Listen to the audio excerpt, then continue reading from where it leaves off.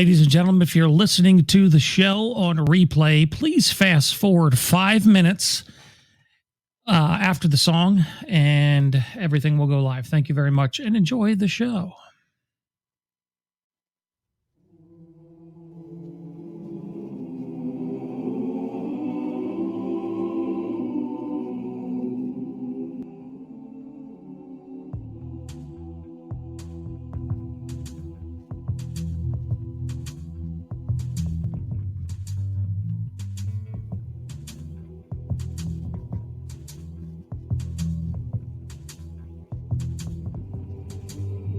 If you are the dealer, I'm out of the game. If you are the healer, it means I'm broken and lame. If thine is the glory, then mine must be the shame. You want it darker. We kill the flame.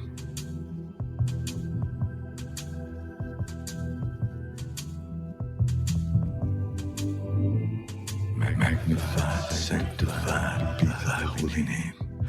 Vilified, crucified in the human frame. A million candles burning for the hell that never came. You want it darker.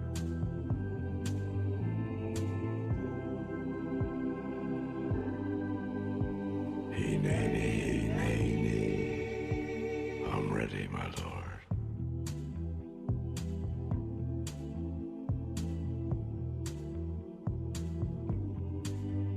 There's a lover in the story, but the story's still the same. There's a lullaby for suffering and a paradox to blame.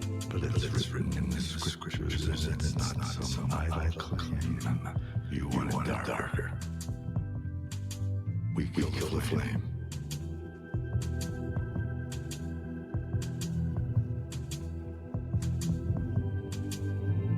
They're lining up the prisoners and the guards are taking aim. I struggled with some demons, they were middle class and tame. I didn't know I had permission to murder and to maim. You want it darker.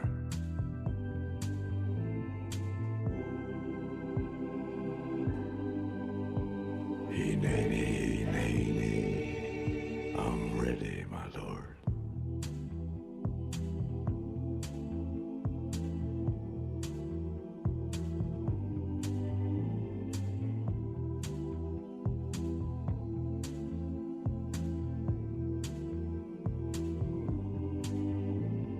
Magnified, sanctified be thy holy name. Vilified, crucified in the human frame. A million candles burning for the love that never came. You want it darker. We kill the flame.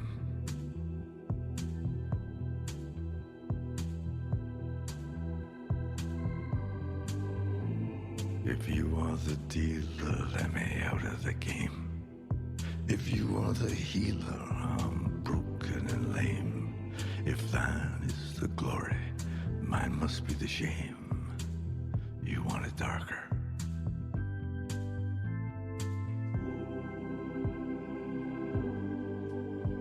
Hey, nay.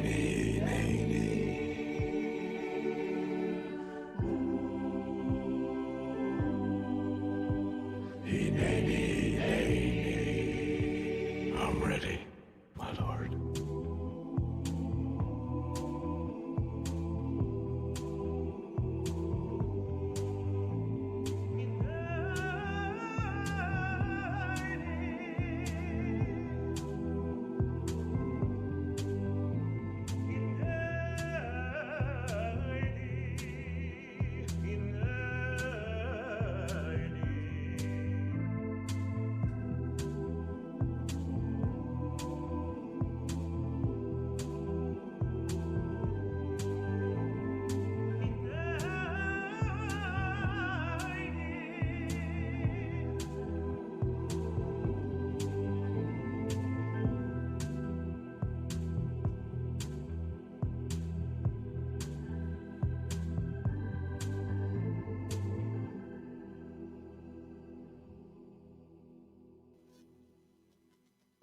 welcome, ladies and gentlemen, to another edition of Disembodied Voices with yours truly, Big Sarge. www.ghostops.org, not .com. Go check us out over there. We got some cool updates coming up on the website here very soon.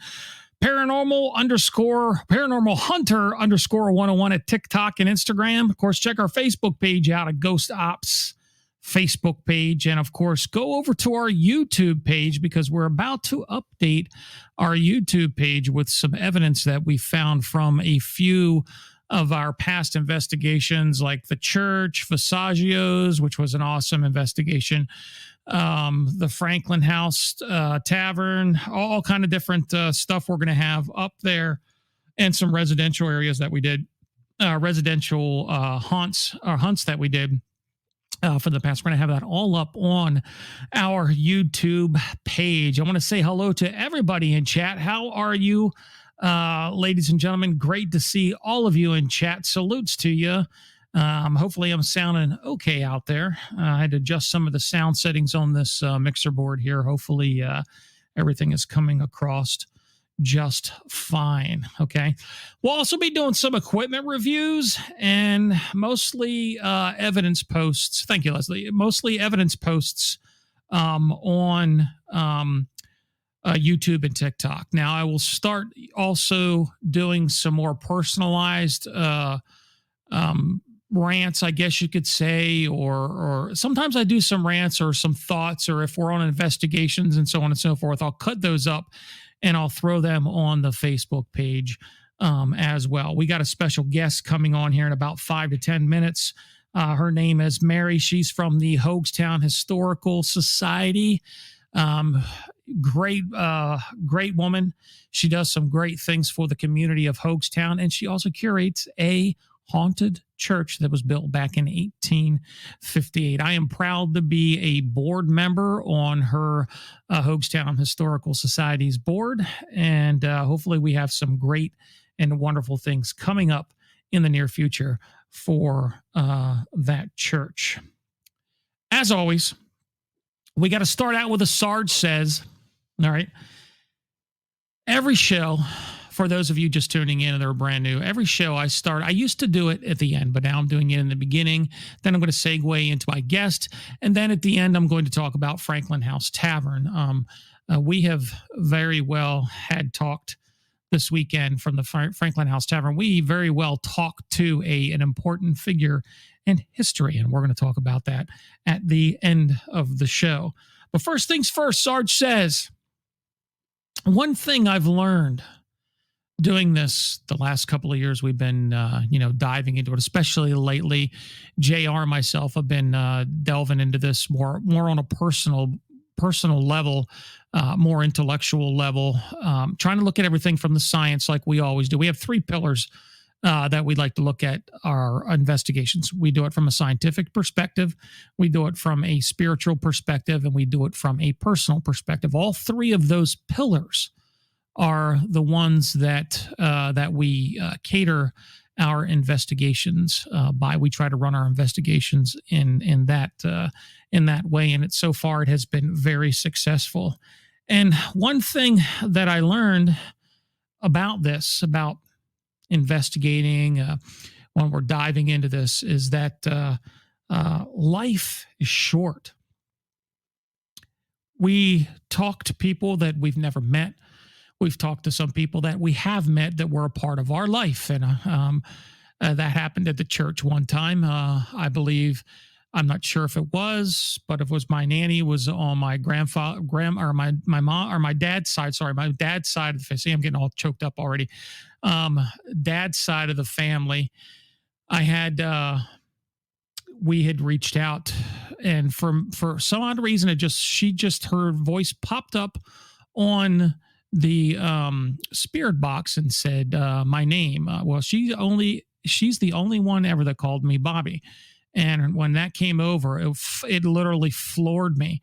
And the rest of the night was just crazy because she kept coming through that night. And I haven't talked to her since. I haven't really tried to, but I haven't heard anything from her since. So whether that was actually something that happened or transpired, it was just interesting. And it made me realize how incredibly short life is, how incredibly short one end from the beginning to the end. I remember, if it's vaguely now, it's like a blur. Elementary school, then going into high school, and then going into the military, and then going overseas, and heck, I've been working where I'm at for 10 years now, and it's amazing because life just goes so fast. It'll go within a blink of an eye. Friends that I used to grow up with, or friends that I grew up with, rather, some of them have passed on already. I've had some of the music artists that we used to listen to growing up, a lot of them have passed away so far. And it got me thinking the other day, it's like, man, life is short. Life and death is in the whole scheme of things, is a very minute instance in this whole reality, or this alternate universe that we're trying to investigate.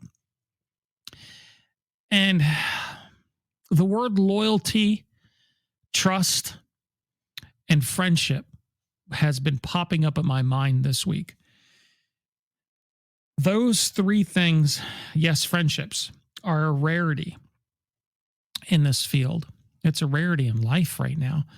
With social media, how everything is, and I'm not trying to get too political here, but social media, the way the world is transpiring right now, we have a war going on. The whole, everybody's on the edge because they think nuclear war is going to happen, or, the turmoil, the shortages, the gas prices, everything is so stressful.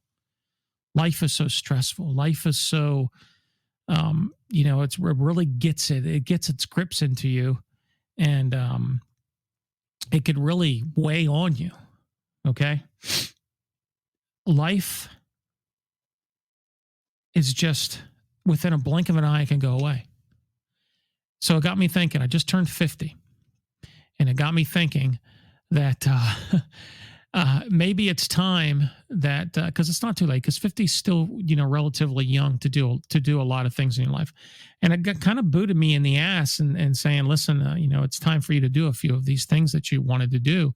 Whether you want to call it bucket list stuff, whether you want to call it just, your little to-do list or whatever. But one of those things that I wanted to talk about tonight was loyalty and trust and friendship. Friends are hard to come by these days. Friends are hard to, especially the ones that trust you and that are loyal to you no matter what. I've rekindled some friendships here recently, which I'm very happy with. And hopefully that friendship will continue to cultivate into what it was before, prior to whatever happened. And I'm very happy. One of them are in the chat tonight. I'm very happy that had happened. And the reason why I did that is because I got to thinking, of course I missed that person, but in the same context, life is too short to hold regrets. Life is too short to hold grudges. Life is too short to hate. People don't give, and I'm not trying to sound all flower and tie-dye type stuff or nostalgia type stuff. I'm just, being real with you. Love is hard to find these days. Trust and loyalty from friends and close friends and friendship, it's hard to find. And when you do find a person like that, when you do find somebody that's cut from the same cloth as you are, or relatively cut from the same cloth, those friends, don't let them go. Hold them tight, hold them close to you, hold them near you, and don't let them get away because, like I said, life is short. It's something that, you got to keep cultivating. You got to keep making better. It's very, it's hard to hold on to at times, and it's easy to hold on to at times. But if we don't give and forgive and forget, and we hold grudges and we hold that hatred inside of us, it'll eat you up. I've seen it happen to people, and I've seen both sides of the spectrum. While I've been investigating, I've seen the hate and I've seen the love, and I've seen that we've gotten more things when we opened ourselves up, with more of a positive attitude than when we tried to go in to provoke. So we've gotten both things in both experiences, but we've gotten more productive when we went in there with a loving and a friendship type attitude and a giving and open ourselves up to being more positive. Many great things have happened during those investigations. Mary, if you're listening, go ahead and call in now. Get her on the line. But life is too short, and I want to thank each and every one of you guys for sticking with us this whole time. A lot of you guys that are in the chat here have okay, go ahead and try again. Sorry about that, Mary. But a lot of you guys in here have been with me for a very long time. And give me a second, Mary. We'll get you on here in just a second. A lot of you have been with me for a very long time. And a lot of you are new that have become close friends with me. And I appreciate you. I appreciate each and every one of you that have been on this journey with me, that continues to be on this journey with me. And I can guarantee you and promise you that there are great things to come, because hey, Christy, the team that I have, the team of investigators that I have, yes, you can ask any one of them. I am a hard ass. I'm hard to work with. I'm a ball buster. I get in there and I tell them what to do. They need to do it and they get it done. And if they're not serious about their craft, I get in their ass. But in the end of the day, I also give them their just dues, because they are a tight-knit group. They are a great group of guys and girls that I love investigating with, that I love cultivating that relationship with. And we've experienced a lot of stuff together that nobody in the world has ever experienced. I mean, to have a tight-knit group of folks like that, and to be that way with people that you just met maybe a year or a year and a half ago, we've been doing this, and to be able to cultivate that tightness, that friendship, that brother and sisterhood together, that's something that we have to hold close. And I think that a lot of people out there need to understand that. So again, I appreciate everybody who's been with us on this journey so far. And I appreciate all the new people who listen to us on a daily basis, because let me tell you, life is too short, and you need to cultivate those stronger bonds with each other. All right, Sarge says. Our guest tonight is the president of the Hogestown Historical Society and the curator of the Hogestown Church. Mary, welcome to the show. Thank you for having me. No problem, boy. We've had such a great time at your church. The church is Hogestown Church. Mary, how long have you been running that now? I'm going on 4 years right now. 4 years. So tell us a little bit about yourself first. And you're writing a book, so I want kind of tell everybody. Maybe you don't want to. It's up to you. You don't have to go into detail, but let them know that you're writing about the Hogestown, and this is all kind of correlated, from your experiences and the board that you created, which I think is wonderful. So tell us a little bit about that.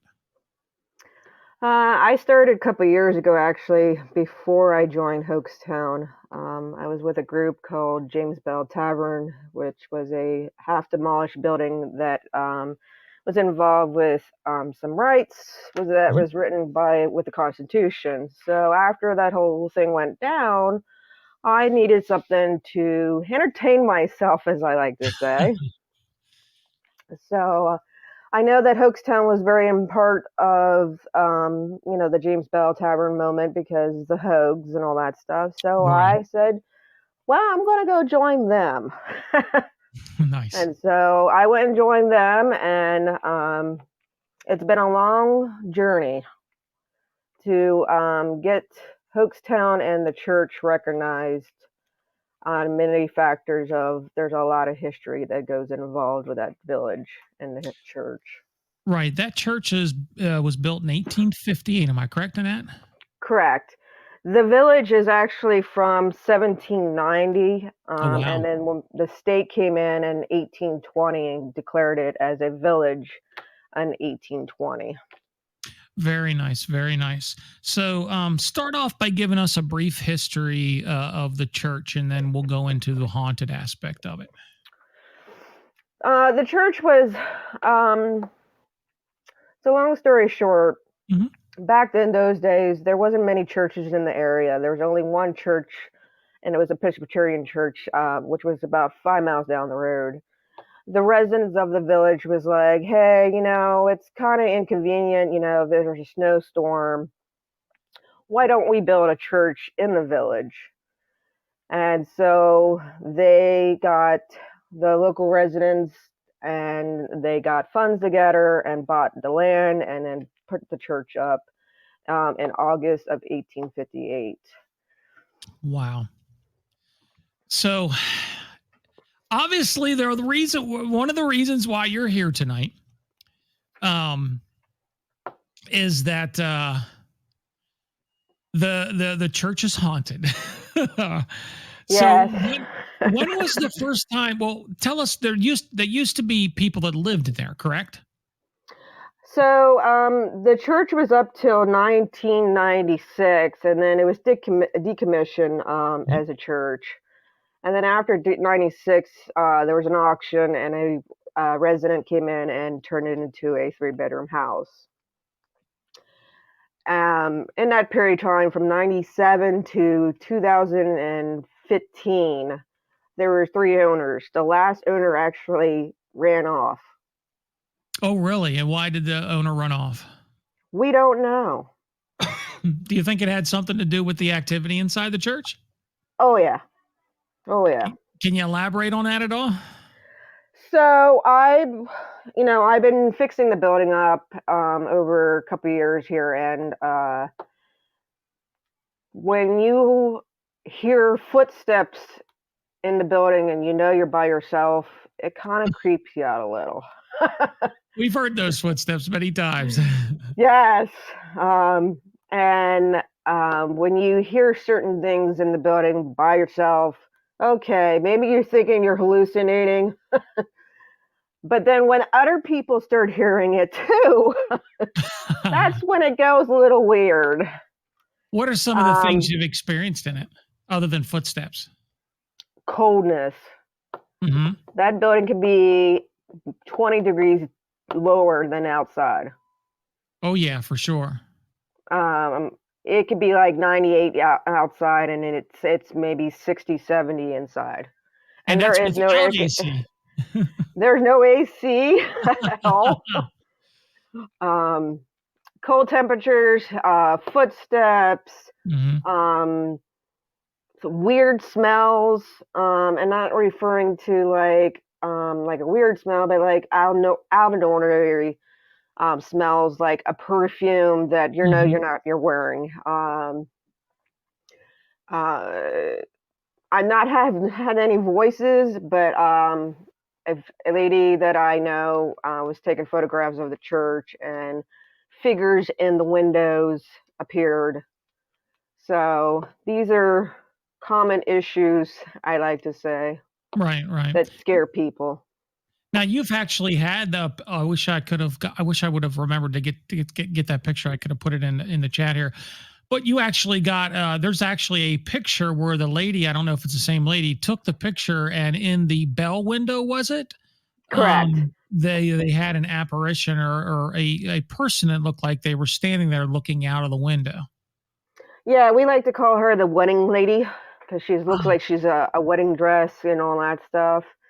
And I could believe maybe there's a possibility that she was married in the church, and then maybe she passed away and all that stuff. And I know that there was weddings in that building, and also funerals in that building, especially back in 1919. There was a lot of funerals that happened back that time. so you got a vested interest in this church, right? Oh yes, This is a personal thing for you. yes. When I started on that, I was told there's not much history to this building, and this is where 4 years of writing a book Mm-hmm. has come in, because I want to prove to the world that this building has history, and so is the village. And we're connected to governors, senators, um, important, very, very important people that's building that building in that village also. We have Governor Pinchot that was in the church. which I think that was just amazing. Mm-hmm. So, and we have had the McCormicks, which is a very local thing in the Cumberland County area with the McCormicks. They Right. are very important to a lot of people in this area. Mm-hmm.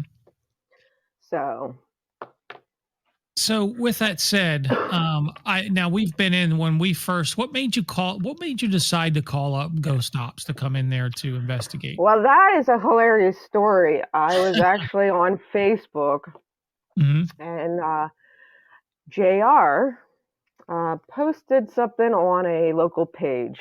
Right. And I was intrigued, and I was like, what about a church? And I put it there, and he goes, a church. And I was like, yes, a church. And he reached out, and I was like, yeah, you can come over and look at it and all that. And that's how this all went down. Nice. Now you said tenants that were in there before just up and left. Now, what do you mean, like up and up? They just left everything in the church, like Yes, including they their left belongings? everything. They left everything in the building. And then my group actually came in and actually cleaned it out. Oh wow! And you think it probably would have been attributed to this paranormal activity? It's a possibility. Uh-huh. And Now, I'm not joking. has anybody? I'm sorry. Has anybody ever, prior to you going in there, said anything about the place being haunted? No. Oh wow! So you actually discovered all of this. Yes. Wow! That's amazing. I've tried reaching out to the person who was living there before, and I cannot find them. I'm not sure if they're passed on or not. Mhm. But yeah, they just left. Wow, that's definitely weird. I mean, when you just up and leave something like that, and then you come in later on and come to find out that it's haunted, that might be something attributed to it. That's something to say there for sure. Oh, I agree. So, what was your scariest moment in the church? Oh, I'm not afraid of it.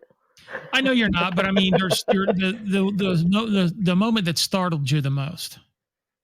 I was painting, and I heard footsteps, and as a female, you take a little bit more cautions on being by yourself and all that Mhm. stuff. And yeah, footsteps in the hallway kind of like make you question what's going on.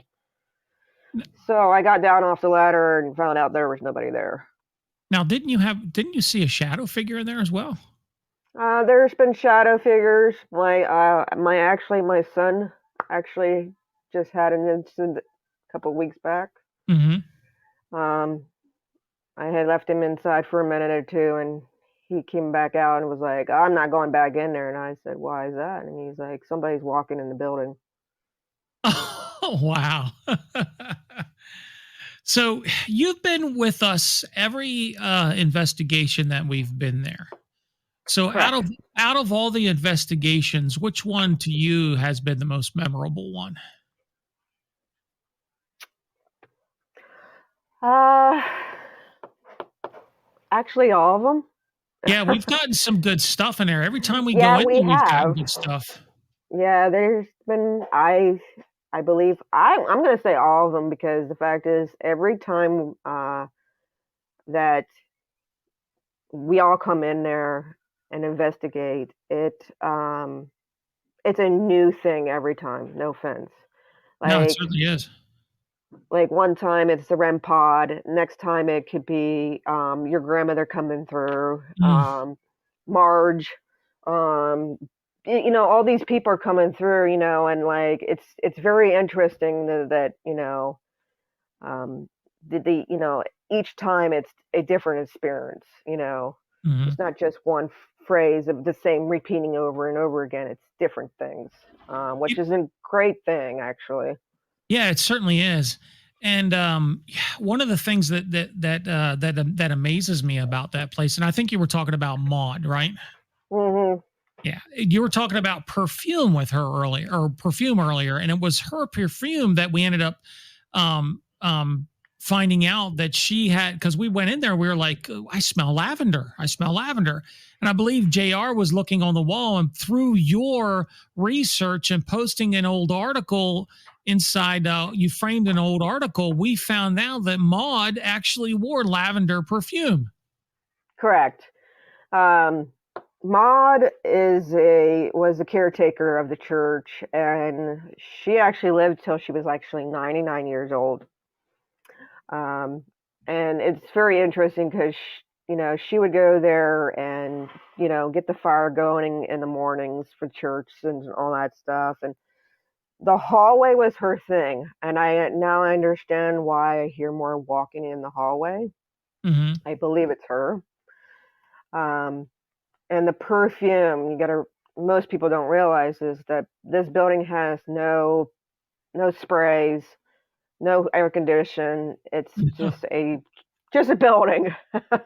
Yeah. I try not to do any perfumes because a lot of people are allergic to, so I just keep that out, and all that stuff. But there is no sprays in this building. Yeah, it amazed me when we first, because I remember walking into there. I was like, what the hell is that smell? And you guys were sitting there. And then a second time when we came back is when we actually got Maud's name come over the spirit box. It said, "This is Maud." And we're like, "Maud, that's an odd name because you don't hear that. That's an old timey type name, And then we smelt. I remember going in there by myself, doing my initial walkthrough and introducing myself to the spirits like I always do. And as soon as I walked in there, I smelt Maud, and I felt her presence there, and her perfume was just strong. Because our cameras have audio on it, I yelled, "Chad, get in here! She's here!" And all you guys come running in, and it was just so overwhelming. It was crazy. So yeah, Maud shows up almost every time we go there now. She's kind of like honorary Ghost Ops paranormal ghost. Pretty much. Yeah. I mean, it's just amazing. Maud's special, I believe. She's very special. Her family's been there since 1840 in Hogestown, and she's connected to the church in many ways, that. And I think even after death and all that stuff, she's still connected to the church. And maybe she's the one that scared those, former owners out. It could be. I mean, who knows? I know every time we went in there, we've always had a great experience with Maud, and she'll show up out of the blue and we won't even be thinking about her or talking about her. Next thing you know, we smell her perfume, and then she dedicates the next hour or two strictly to her. And it's all about her for those hour or that 2 hours that we're there. And it's always been a pleasant experience. Yeah, Maud's not the type that, that doesn't want people in there. She wants people in there because she's used to the church life, inviting people in and all that stuff. And, she wants to be that caretaker and put you into the pew and all that stuff, and that's why I believe that she's still walking the hallway, shuffling people into the pews and all that stuff. And that's where we smell the perfume. And,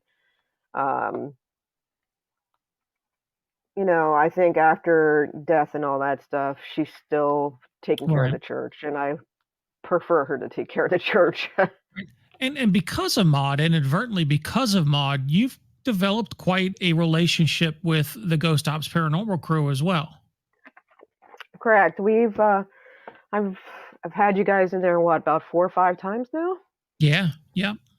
5 times. Yeah, it's been like I said, every time you guys come all in, and it's a different experience every time. It's just, it's an interesting moment. Yeah, it certainly is. I mean, like I said, every time we go in there, it's something different.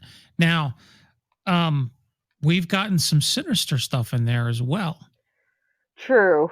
What do you think that is? You have more experience of the history behind that than we do, and we've encountered a sinister spirit so to speak, a very angry spirit a few times we've been in there, and you've been privy to that as well.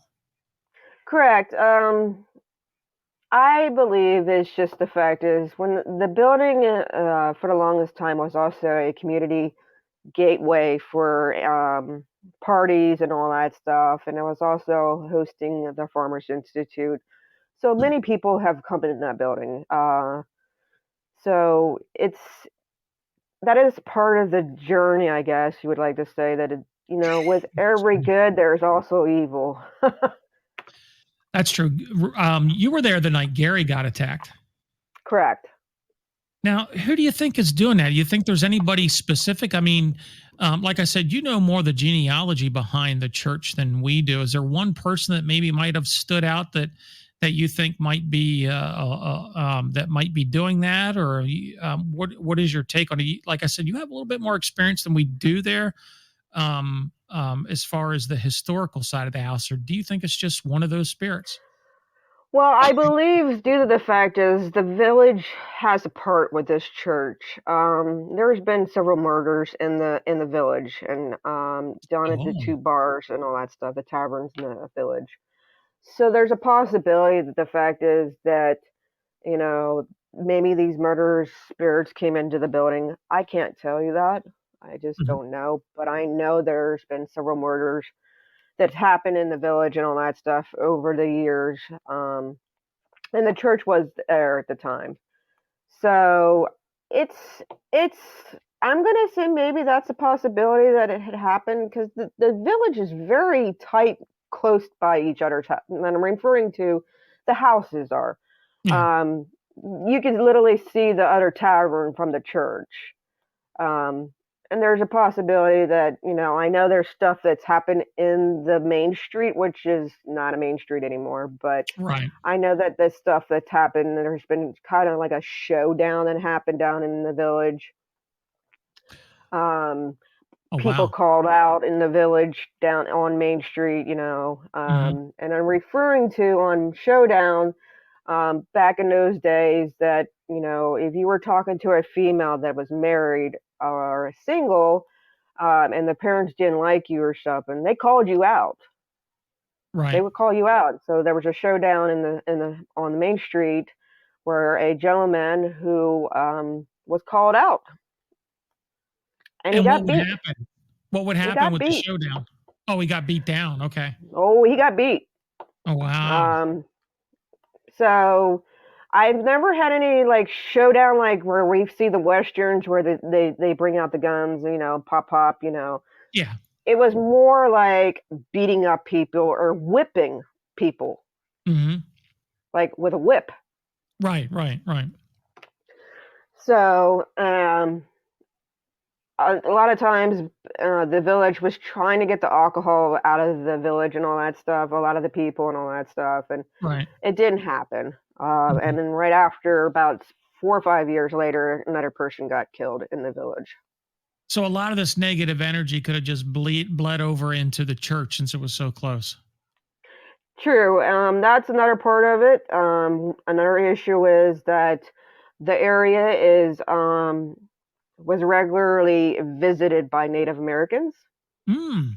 That's interesting. and there is actually written testimony that Native Americans were walking through that area. So, you know, that's a possibility that, I know that this area has some Native American um, stuff going on. Right. So Right. that's a possibility and all that stuff. But that I could feel be it. like The more you think about it, that might be the Native American part of it. Who knows? it could be the possibility. I know that there's been a long history of issues in that area since 1730s, Hmm. um, especially with Native Americans, people getting killed, um,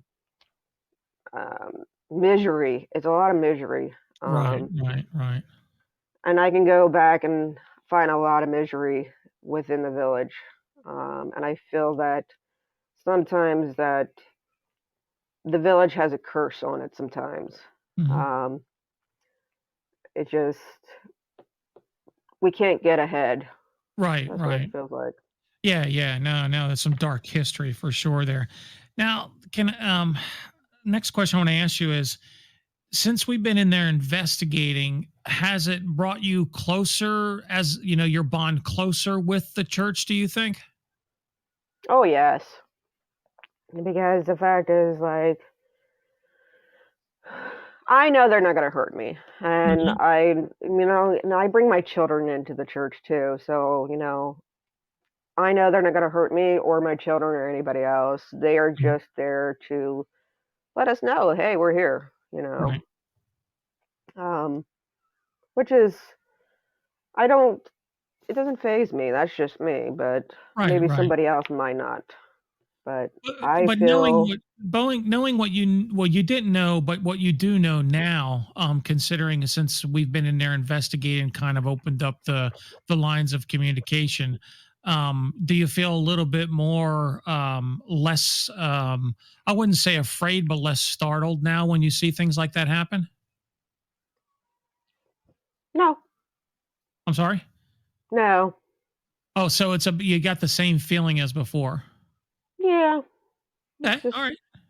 there. Yeah, yeah. Well, no.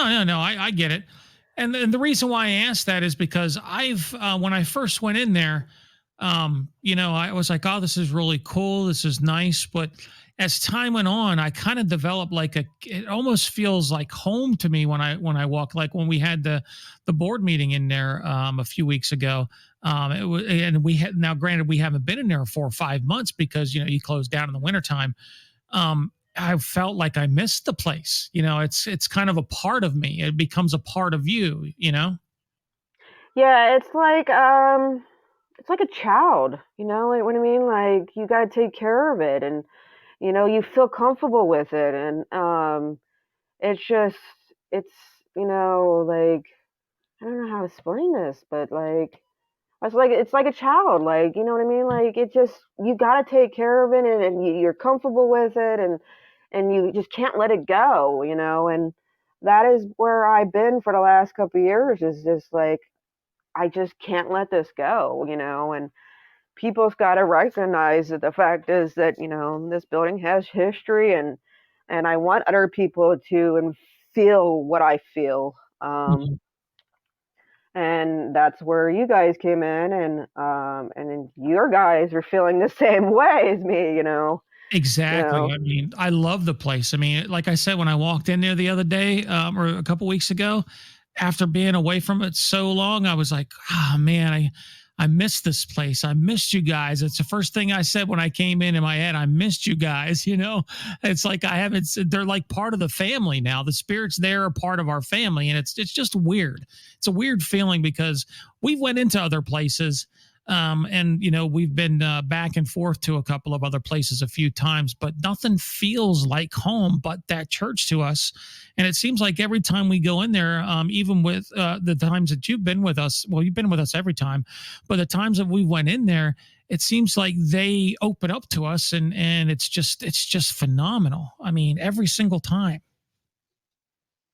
Yeah, it's my home away from home, I like to say. There you go. Yeah, for sure, for sure. So, well, I appreciate you coming on to the show tonight, Mary. It's been a pleasure, and we got many more things coming up here with you in the near future.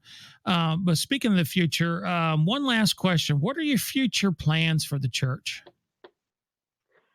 We are this year going to hold some historic stuff. We're going to have some people come in, local historians and all that stuff, and give speeches on some stuff. Um, so that was number one goal. We're also painting some stuff inside. Um, and like you just said a minute ago, we do shut down in the winter time. So we need to turn everything back on. It's a regular habit right now. We've been doing that for a couple of years now. So hopefully we can get out of that and keep it open all year long. Right, right. Now, Um, if somebody wanted to donate and help you out with the church, because you are a nonprofit, so everything that folks donate was tax deductible. Where would they do that, or how would they do that? All right. We are Hogestown Heritage, and the address is going to be 8 Flower Drive, Mechanicsburg, PA, 17050. And that would be just send a donation to that address, and we will send you a nonprofit exempt letter stating that we are a nonprofit and thank you for your donation. You can also use that, depending on the amount of money that you send, you can use that for your IRS. Very good. Very good.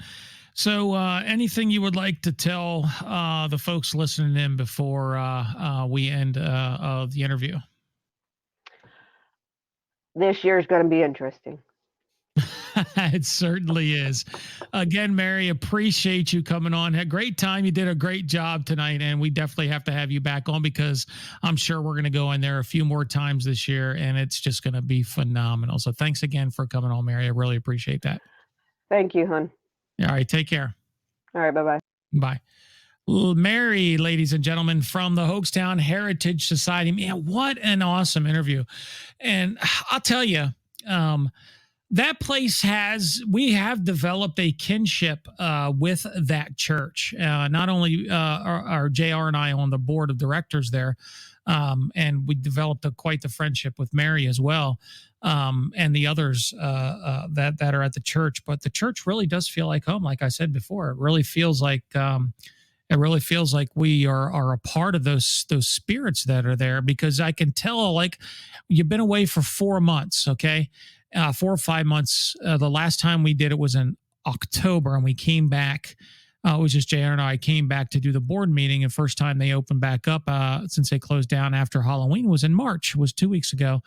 And you could feel the excitement in the air, but it was just a board meeting, and it wasn't from the people that were sitting there. You could feel the excitement from the energy that was in the room. And I've never felt something like that before. So when I walked in, after not feeling that for a very long time, it kind of made me smile. And of course, when everybody kind of, we took a break, I just kind of smiled and looked around and said, "Hey, everybody, we'll be back soon. I missed you." And you just say that out of the blue and for no reason at all. I mean, that place is phenomenal. So we investigated last Saturday, the Franklin House Tavern in Schaefferstown, Pennsylvania. Now we're definitely going back there. I want to thank Jen for having us, who's the general manager / owner of that place. She or general manager, I believe. She was wonderful, gave us a awesome presentation, awesome tour of the facility, and we were actually locked down in there all night long. We were the only ones in that. We had the run of the place from about midnight to around 5 o'clock in the morning, 6 o'clock in the morning. And it started off kind of slow. First off, we had to kick the kids out of there that were in there working. We had to kick them out. That was the only bad thing. We didn't get a chance to start till almost 12:30. So we ended up kicking them out. They got out of there. Big Sergeant JR went downstairs, put her foot down, and they got out. So we finally started, and we were experiencing cold spots. JR and I went down and did a live down at the bar, did a spirit box session down at the bar. We got a couple of cool things. Was it Meredith? She was one of the names that came across. Emma was another name. Andrea was another name, which Chris actually called that name prior to us going here, which was really interesting. The voices that we heard, Chris also heard a few voices as well. The voices that they heard during our live were amazing as well, because you could hear the disembodied voices. I went back to listen to those lives where she actually marked it on the live, and I was like, whoa, that was amazing, because you didn't hear that. We weren't hearing that during our live, but you guys in the audience actually heard it, because, of course, it was coming through the microphone of the cell phone, whereas we couldn't hear it with our own voice. So that was phenomenal. I'm going to have to cut some of those videos up. We contacted George Washington. Yeah. Can you believe that?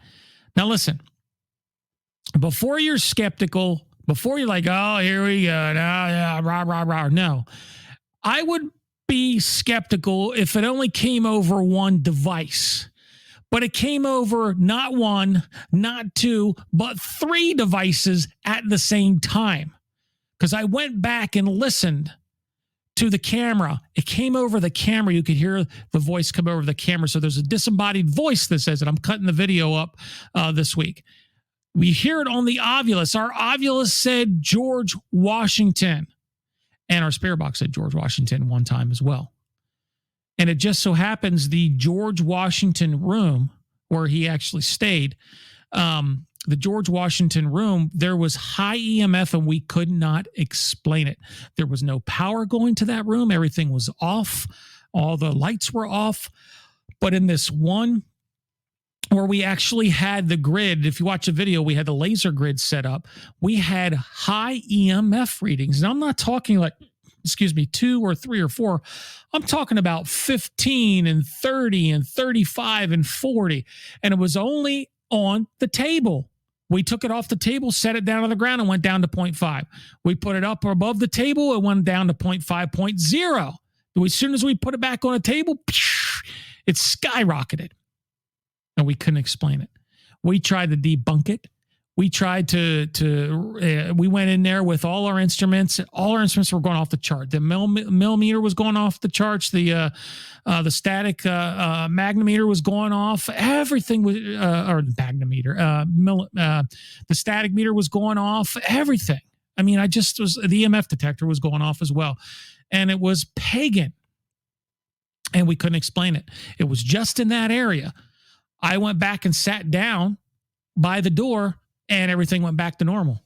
But as soon as we got close to that one spot where they said they kept seeing apparition after apparition after apparition, which we ended up not seeing anything that night, but we had a camera on it all night long, but we ended up not seeing anything that night.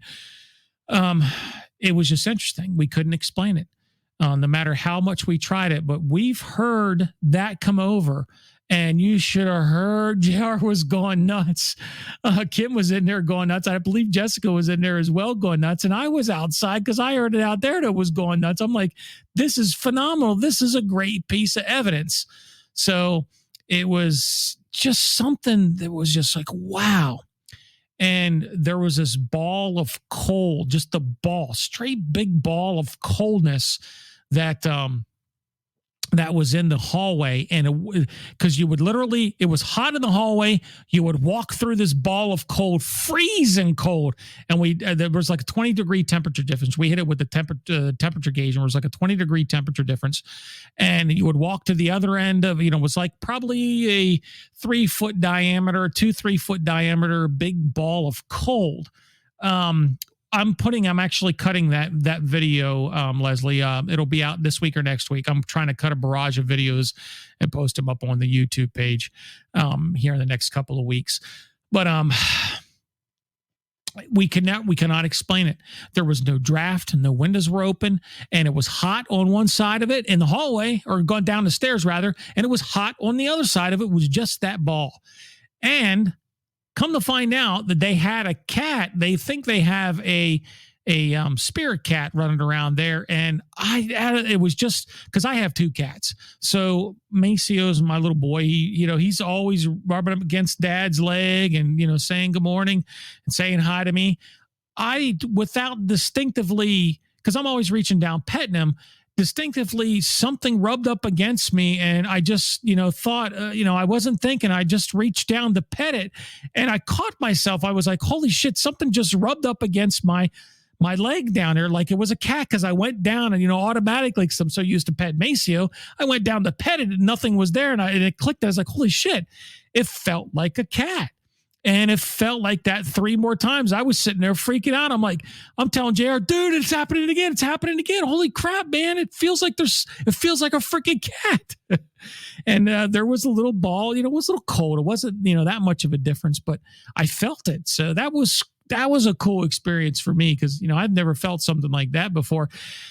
And what made it real to me, or what made it convincing to me, was, out of my mind, and I wasn't even thinking, and I was just reaching down like it was a cat to pet it. and thinking that I was getting ready to pet Maceo, and then actually catching myself, because you're so used to that. You do that repetitively every single day to pet your cat, because my cats are my shadows, man. They follow me around everywhere. And, you reach down to pet them. So I instinctively just reach down without even thinking about the pet, and nothing's there. And I was like, holy shit, I just caught myself. So that was kind of cool.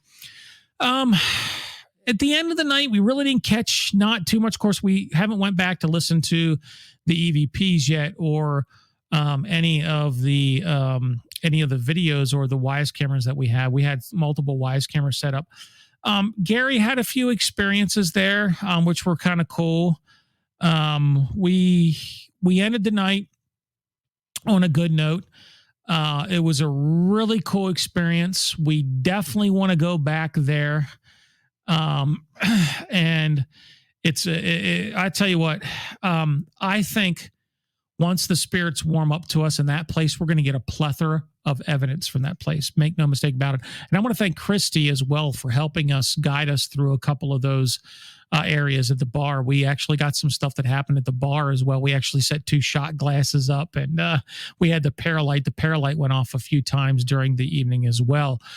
The Paralight went off when we were talking to George Washington as well, or we thought we were talking to George Washington. The Paralight went off as well. So that kind of, corroborates everything. So it's just kind of cool. Whether or not that was the case or that's who we were talking to, it was still cool that why would any of our evidence, or why would anything pop up like that? Number one, on the Ovilus. I mean, come on, what's the odds of George Washington coming up on that? What's the odds of the spirit box with Washington coming up on it? It was just too uncoincidental to having not 1, but 2, but 3 things corroborate what you just heard almost at the same time, or almost simultaneously. It was just phenomenal. So I saluted. I said, if this was the president, I said, if this was you, General, I introduced myself. I said, this is Sergeant Brand, blah, blah, blah, and otherwise known as Big Sarge. I salute you, sir. Thank you, what you've done for our country. I know it's in turmoil right now, but we'll get it straight. We'll get it back on the right track. And there's good people out there. And, I said my little spiel, and it just seemed like everything calmed down for the rest of the night after that. So whatever it was, it made contact with us, and it was really kind of cool. It was really, really cool. So I am looking forward to definitely getting back to the Franklin House Tavern. Not to mention that the building itself was just utterly beautiful. It was gorgeous. And some of the own architecture still back from the 1700s. So, I mean, she showed us a lot of stuff. It was awesome. It was amazing. And if we did talk to General Washington or President Washington, that'll be a first. That'll be a first for me. And that'll be a first for a lot of the folks out there who are investigating to have the prestige and honor to talk to somebody of such importance and such precedence for our country. I mean, what's the odds of that? Cool building for sure. We had a great time. We had an awesome time, and I can't wait to go back. All right, ladies and gentlemen, salutes to you. Now, remember, don't share this link, because this is Podbean. This isn't Spreaker. This is Podbean. Wait till I publish the show. I will put it back out. That's the link you want to share to have people come over and listen to this show. So again, ladies and gentlemen, thanks for joining us. Salutes to you, everybody. God bless you. We'll see you on the flip side.